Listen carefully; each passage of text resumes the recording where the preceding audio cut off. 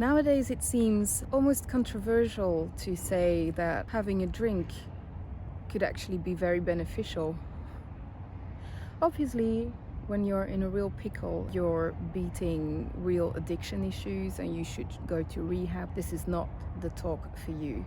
But for anybody else who's just kind of balancing this thing called life and things like alcohol and fitness and mental well-being, I can share where I am at the moment after some decennia of experimentation with periods off alcohol and on, some very long periods off. I was very young already going to long meditation retreats and things like that, all in an attempt to improve myself, to really be on top of my game.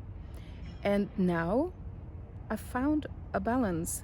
And as I said, it sounds so controversial, but I think there is a benefit in drinking sporadically and socially. I'm talking about socializing.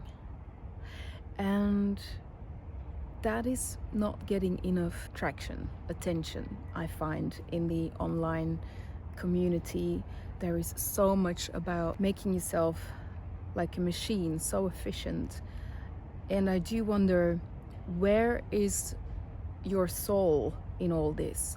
You know, getting up at 5 a.m, going to the gym and then going to work and When I was watching some of Andrew Huberman, his podcasts, of course it has an appeal. It's like, ooh, really? Oh wow, didn't know that. You know, all these new insights about how to be better. But then it just came to my mind, like, what is behind all this? Is his soul happy? Why be so in control of everything? And I'm not just talking about Andrew Huberman, I'm talking about this dynamic. Whenever I've been in a life phase when I was that, there is somehow an expectation at some point you're gonna arrive and you're just gonna feel on top of the mountain and feel bliss. And there are small moments like that, but that state of being never really happens. And on the contrary, I find there is some frustration or overly seriousness sipping in. It's just not fun. I mean connection. I mean expansion.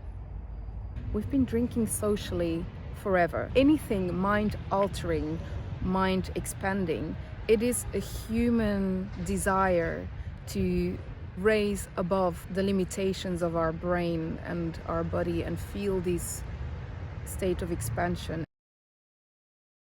The irony is that all the blue zones, you know, where the oldest people live, the biggest concentrations of centenarians, those are regions that drink. These people who are 110 years old, they do drink alcohol in social gatherings. It is a vital part of their life to loosen up once in a while in company of others and experience this bliss of augmented reality. You find yourself in more relaxed and deeper conversations. Oh. It's so easy to get lonely and be with your computer, and then maybe you still go to the gym and do everything according to the book to be healthy. But how sad of a life is that? Life is more than the sum of healthy habits. And I think we need to experience that more. That is the exercise, and which is called life. You just enjoy something that is bringing you lots of joy, that is enriching your reality. And then you build up the strength to say no the next day. And you might feel the pull, but that is where the work is. You just say no. You feel it. Yes, it's friction, right? Your body's like, oh, let's do it. But you take control then, and you master it, and you say, no, I don't need to succumb to every desire. It's just like demonizing alcohol unnecessarily. It's just one of the many things that are adding amazing quality to our otherwise very dull existence, if there wasn't anything to uplift us a little bit. This is where it often goes wrong. It's used as glue, right? To make social moments less awkward. I feel that's abusing it. It should be augmenting something that's already good, that's already great. That is what you look, that's where the gold is.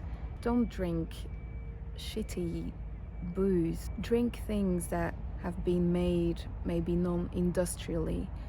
Great wine, great microbrewery beers. If you're in a cocktail bar, ask for tequila that has 100% agave. Look out for the good quality. Enjoy the amazing flavors if you do like it. Don't drink liters of it neither. Drink slowly. Look at all those places where you have all the centenarians. In that Italian island, it's in a Greek island, it's in Okinawa, that's a Japanese island. What's with islands? They drink slowly. They enjoy it, and always with food. Just getting cocktails before dinner, it's really stupid because it's absorbed in your body like crazy and you get so drunk, and it's just a waste of everything. Don't do that. Look at old cultures, like in Spain. They will never start drinking without a tapa. You have to have some food and your drink, and drink slowly and enjoy it and laugh. You will feel a little bit different in your head, but I kind of enjoy that. And I always plan a physical activity. I will go for a swim or a Pilates class or something, and just enjoy the flow of being a little bit more slow and looking at things in life in a slightly more relaxed, laid back way. The quintessential Sunday, slowing down and smiling at the memory of the day or the night before. We're learning more, we can improve ourselves so much, but let's just not lose out of sight that it's about life, living it to its fullest. And that includes moments of loosening up a little bit next to all the maximizing your energy, maximizing your health. Am I making sense? Do you get what I'm experiencing? This is really working for me, and it's helping me to be more conscious and less scared. I remember, and that's the last thing I'll say, when I was studying, I didn't drink for 2 years, and I also didn't eat any sugar. You know, there is not much freedom in that, because when I would just order a tea and I got a little biscuit with it, I would look at it as if it was something evil, like I'm not gonna have this biscuit. What did I think? There was a sensation of, if I'll have this one biscuit, I will fall off my game. Toxins will come into. Look, that is not free living, that is not elegant living, that is not a life of quality.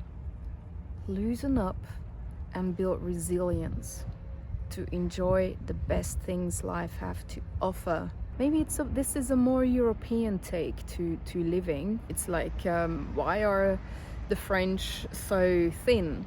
Well, it's because they know how to build character, choosing the best in both ways. The best on a foodie level, having the absolutely yummiest thing to eat and drink, but not have a mountain of it, not have buckets of it, and the next day you go back to your regime kind of living, a little bit containing yourself and, you know, constructing yourself again.